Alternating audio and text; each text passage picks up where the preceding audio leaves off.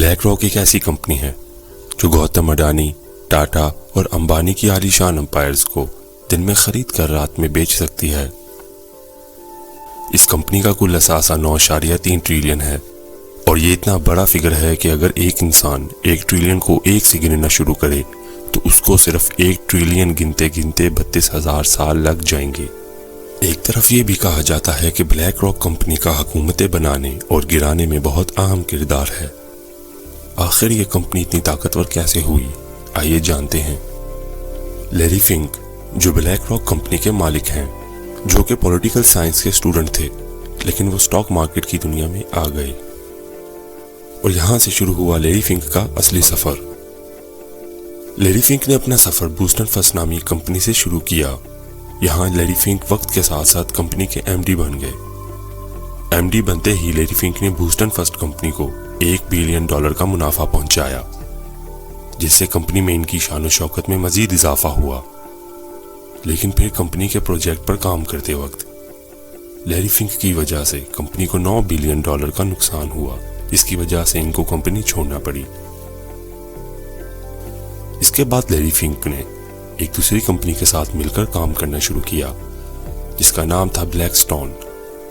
وقت کے گزرتے لیری فنک کے بلیک سٹون کمپنی کے ساتھ اختلافات پیدا ہوئے، اور وہ اس کمپنی سے بھی علیحدہ ہو گئے۔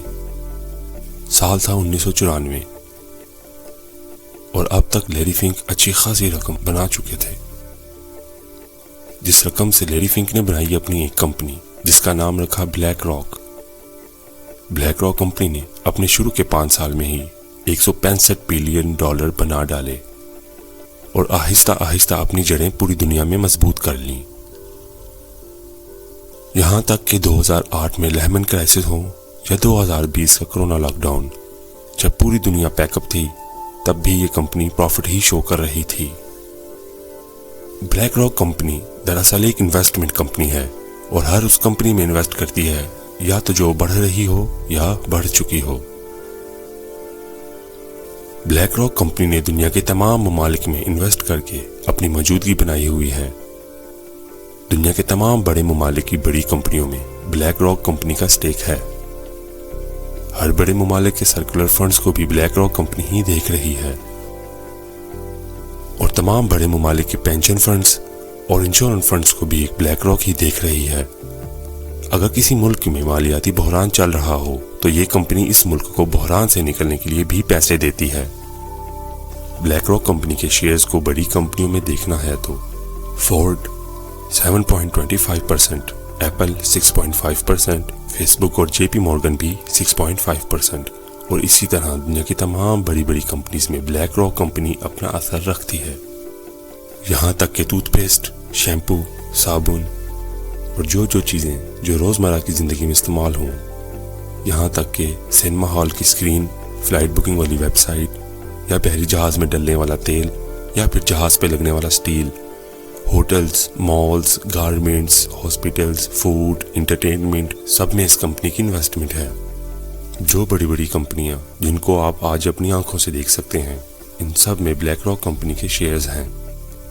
یہ کمپنی دنیا کے 90% میڈیا کو چلا رہی ہے، اور تو اور بلیک راک کمپنی خود کے بنائے ہوئے کرائسس سے خود ہی اسٹاک مارکیٹ میں تبدیلیاں لاتی رہتی ہے، اور اسی طرح بلیک راک دنیا کے تمام کاروباری مارکیٹ کو کنٹرول میں کیے ہوئے ہے۔ بلیک راک کمپنی کے پاس ہماری ذاتی معلومات کا ڈھیر ہے، جس سے وہ ہم کو کنٹرول کرتی ہے۔ یہاں تک کہ ہم انسان بھی اس کمپنی سے آزاد نہیں۔ بلیک راک کمپنی خود کو نیچرل انوائرمنٹل سسٹم کو پوری دنیا میں فروغ دینے والا دکھاتی ہے، اور دوسری طرف بلیک راک کمپنی کے شیئرز ان کمپنی میں بھی ہیں جو فاسل فیولز اور موسمیاتی تبدیلی کی بہت بڑی وجہ مانی جاتی ہے۔ بلیک راک نے اس چائنیز کمپنی میں بھی انویسٹ کیا جس کو امریکہ میں بلیک لسٹ کیا گیا، جو چائنا میں ایک صوبے میں مذہبی فسادات میں ملوث تھی۔ آپ کو بلیک راک کمپنی کی طاقت کا اندازہ ہو گیا ہوگا کہ کس طرح یہ دنیا کے تمام بڑے ممالک کی سیاسی، مذہبی، سماجی، معاشی اور اقتصادی معاملات میں کتنا مضبوط کردار رکھتی ہے۔ ان سب کے بعد بھی جو ایک سوال پیدا ہوتا ہے وہ یہ ہے کہ کیا بلیک راک کمپنی ایلومناتی اور فری میسنز کی ایک شاخ ہے جو کہ پوری دنیا کو اپنے کنٹرول میں کرنا چاہتی ہے؟